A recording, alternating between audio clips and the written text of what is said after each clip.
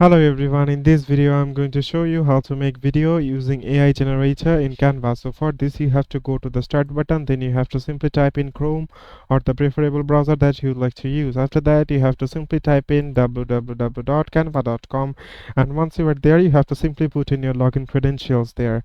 And once you put in your login credentials there, what you need to do is simply open up the file that you would like to edit. Then you have to click on the apps option from here, and here you have to simply type in the magic media from here and then click on enter.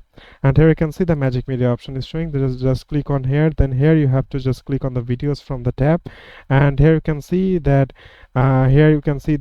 for me there are no option of video in my country, that's why it's showing that. But for you will get this option like this. So here you have to describe that what you would like to edit. So let's say I'd like to type in make a waterfall, and you will get same like same as like that text box in the video section as well. Then click on generate images, and here you can see it will take a couple of seconds to get loaded, and it will simply give you some images that you can use directly in your image. And here you can see there are already pre-made images, and just simply put in. And here you can see that you can just simply drag it here and place it accordingly. Here you can see that both of the images are here.